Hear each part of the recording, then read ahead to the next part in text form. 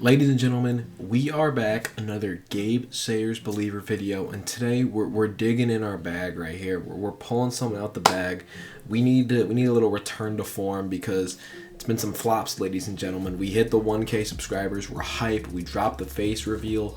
We dropped the face cam and everything. It's hype. I think I got the lighting down now. And then we've been having some flops, ladies and gentlemen, but that means I gotta lock in. So I'm gonna lock in right now. I'm bringing something out the vault. Y'all love the Forgotten Player series, and who doesn't love running backs? So let's talk about forgotten running backs. But listen, let's get a little advanced here, okay? I think what makes this channel special is we're not just talking about a no Sean Moreno. We're not just talking about a Jay Ajayi. You know what I mean? Like, listen, those are lightly forgotten running backs. I mean, Jordan Howard's a lightly forgotten running back, but I want to dig a little deeper, all right? I want to pull something a little deeper out the bag because you guys deserve it, and these running backs need more recognition, more love. So today, ladies and gentlemen, I have 3 forgotten running backs for you guys. Make sure you like, comment, subscribe.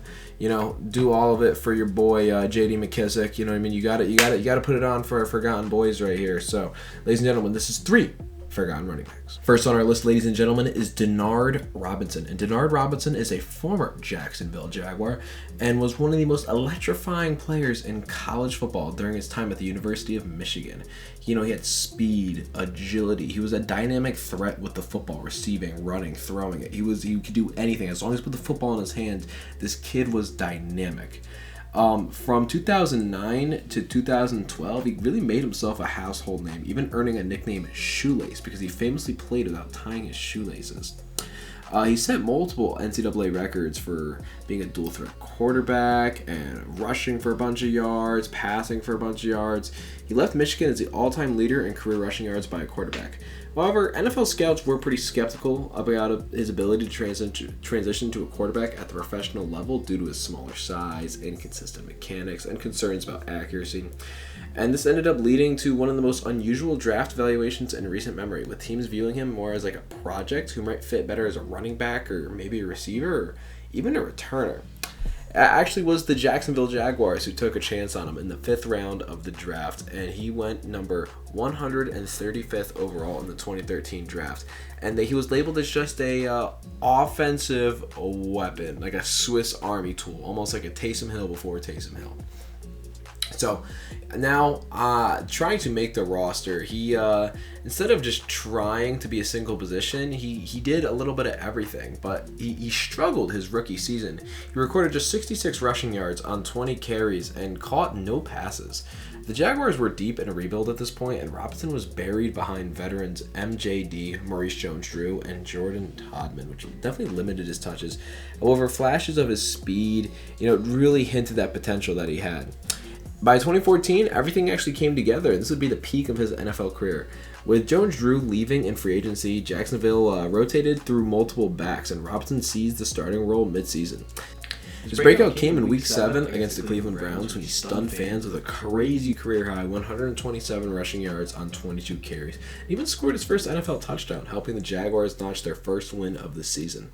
And for a team that had been struggling, Robinson's emergence was a little bit of hope at the end of the tunnel, a little light at the end of the tunnel. In Week 8 against the Dolphins, he would rush 18 times for 108 yards and another touchdown. And the very next week, he added 94 yards and a touchdown at 17 carries against the Bengals. Very strong back-to-back-to-back performances. I remember around this time, Dinard Robinson actually get a Madden Ultimate Team card that I adored because I pulled it and I thought it was great, and I loved using Dinard Robinson in Madden Ultimate Team back in the day. Unfortunately, Robinson, he did begin to struggle after this. He had gone from a novelty pick to the centerpiece of that Jags offense, and that's great. And between those successful weeks, he was rushing for 389 yards, 4 touchdowns in just 4 games, and really started to look like the good NFL workloading running back. And unfortunately, a lingering foot sprain really slowed him down in the year, and defenses kind of adjusted to his style, and his production just declined.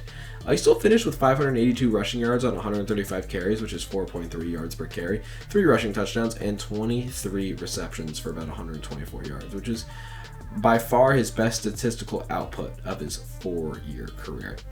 Unfortunately, Robinson was never able to recapture that 2014 form, and in 2015, the Jaguars would draft TJ Yeldon, who we thought would be like a 1-2 punch, but took over as their primary back and pushed Robinson back into that reserve role.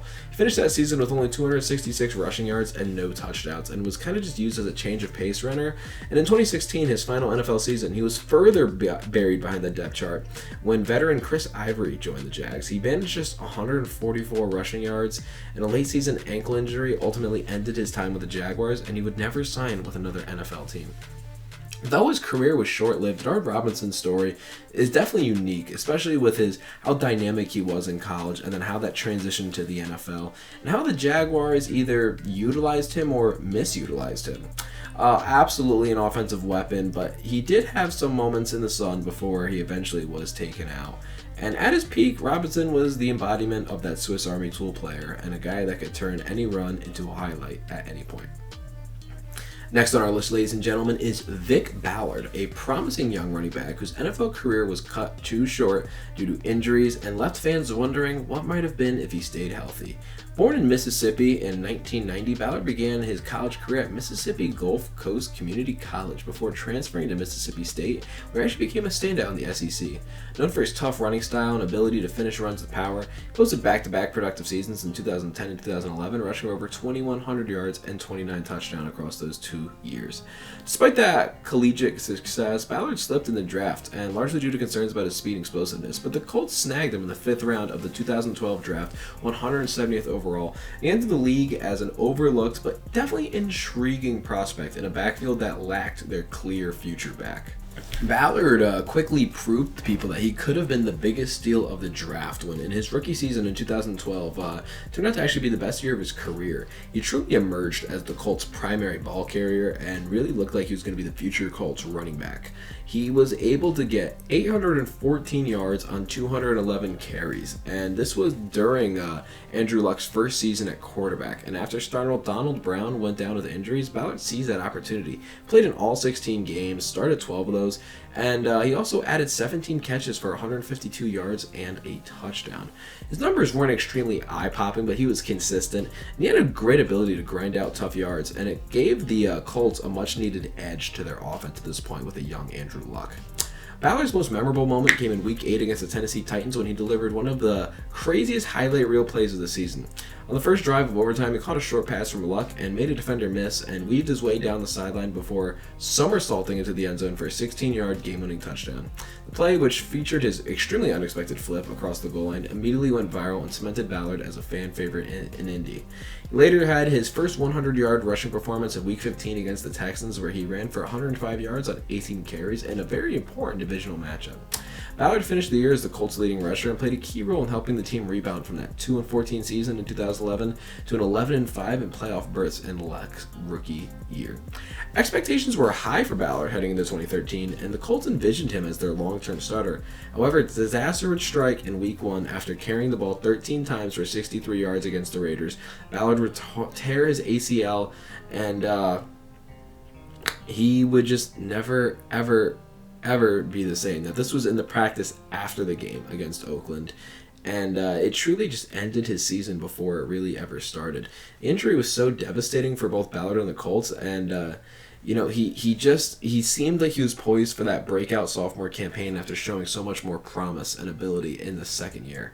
Unfortunately, Ballard's injury woes only grew worse. In 2014, while attempting to return from ACL surgery, he tore his Achilles tendon during training camp and effectively sidelined himself for the entire season, making this the second consecutive year lost to injury. Though he did attempt a comeback in 2015, he never fully regained the explosiveness or durability that would, make a great NFL running back. And with bad knees and a torn Achilles, your chances of making it and being consistent in the NFL as a running back is just next to none. So Ballard's professional football career was effectively over after just one season of on-field production. Vic Ballard's story is one of the immense potential derailed by cruel timing and injuries. That 2012 rookie campaign remains truly the only part of his legacy, and that was a season where he became the unexpected workhorse for a young Colts team that was on the rise.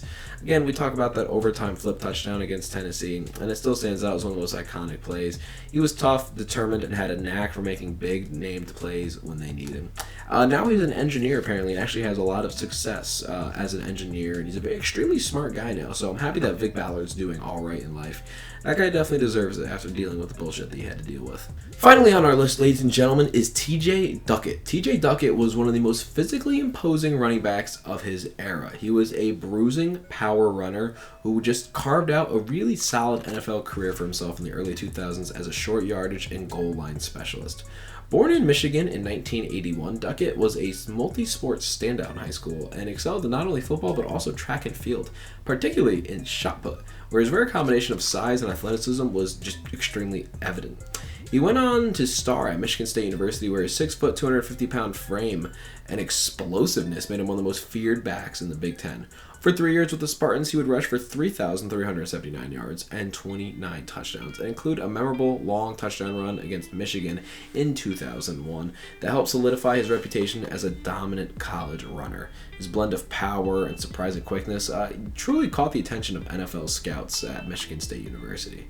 Duckett was actually selected in the first round of the 2002 NFL Draft, 18th overall by the Atlanta Falcons, a team looking to add a physical complement to the speedy Warrick Dunn in the backfield. From the start, Duckett filled his niche perfectly. While Dunn was the elusive big play threat, Duckett was the hammer between the tackles and near the goal line. As a rookie in 2002, he was able to rush for 507 yards and 4 touchdowns, flashing his ability to wear down defenses with his size, and he continued to just compete and improve. By 2003, he recorded 779 yards and 11 touchdowns and established himself as one of the league's premier goal line backs. His most productive season actually was in 2004, where he scored 11 touchdowns again, and often served as the Falcons' go-to option in red zone situations during Mike Vick's prime years as a quarterback, before he started, making the dogs fight and beating the living shit out of a bunch of dogs. Duckett's role in Atlanta was clear. He was the thunder to Warrick Dunn's lightning. Though he never had a 1,000-yard season, his impact was undeniable, frankly, especially in those short-yard situations between 2003 and 2005. Duckett would score 31 touchdowns, cementing himself as a valuable piece in that Falcons offense, and his size made him extremely difficult to bring down. He lacked that breakaway speed, but, he was just quick enough to kind of shoot gaps and get a couple good yards. He had several standout game performances, including a 133-yard, 2-touchdown performance against the Lions in 2003, and it showed that he could actually hold a heavier workload when his name was called. In 2006, Duckett was actually traded to my Redskins as a part of a 3-way deal involving the Denver Broncos. However, his time in Washington was brief and less impactful. He only appeared in 10 games and carried the ball just 38 times for 132 yards and 2 touchdowns.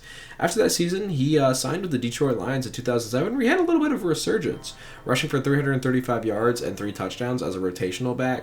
His final NFL stop came with the Seattle Seahawks in 2008, where he actually played all 16 games and contributed primarily as a short yardage back, scoring 8 touchdowns despite the limited carries.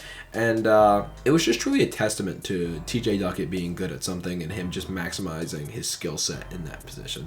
Over the course of his 7-year career, Duckett finished with 2,800 rushing yards and 44 touchdowns, along with nearly 100 receptions for 770 yards.